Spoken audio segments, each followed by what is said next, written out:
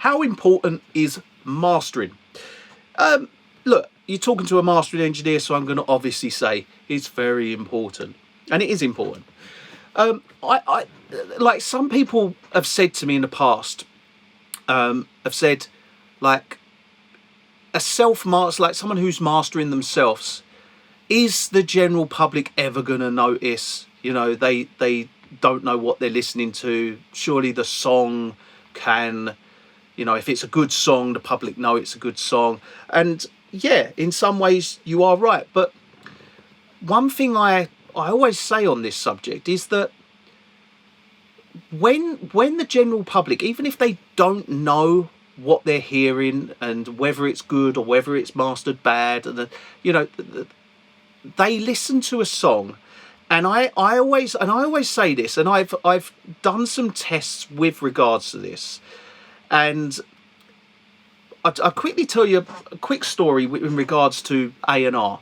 So I've been to A&R before where we've submitted demos, and the demos are, you know, they're demos. They're very much rough demos, and it's to put across the song. This is the song. This is a very rough, and this is a rough kind of track, unmixed, unmastered.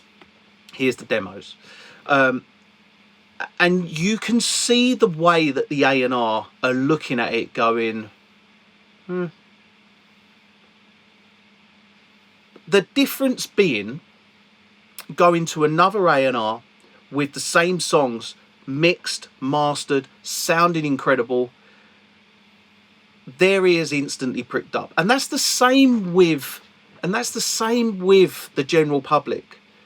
Whether they know it, whether they are conscious of the fact that a song is sounding incredible and mastered well, and it sounds the best it can possibly be, it's the difference of it pricking their ears up and them listening to it once and going, yeah, it's a good song, or listening to it on repeat.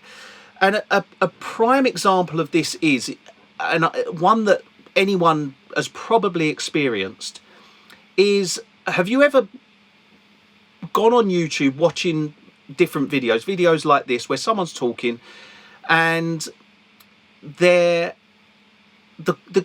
audio quality isn't great? Like, what they could be saying it to you in exactly the same way as another video is being said to you, but this video's got brilliant production quality, great audio. I find myself, I'll switch from that video and I'll watch that video, and the content is exactly the same. The difference being, one looks great, sounds great, and the other doesn't. And I more look at that because I'm noticing those things. But even the general public who aren't consciously noticing those things do notice it.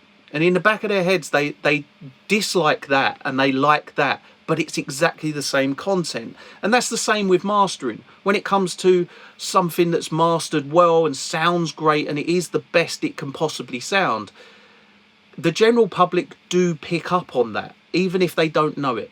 So that's the one thing I would say that's massively important about mastering, and where it makes a big difference. And you know, I get to hear, as a mastering engineer, I get to hear a lot people's masters they've done themselves, and they'll send them as reference tracks. And when I directly reference to that. Once I've finished mastering and the master's done, I'll reference between them, and it's night and day difference. And that's kind of, you know, that's what would have been released. And then this is what is being released. And I know how I hear those. And then as well as, it's like, you know, once you send the track back to the client, they're then listening to it and they're going, wow, this sounds incredible. That's the difference, because they've got a reference point there of what they can achieve. That's what their kind of, their ability can achieve using the equipment or the hardware that they're using, their ability can achieve that, whereas our ability and our equipment and our room and all these different factors, that's what that can achieve. So there's a big difference there between the end result.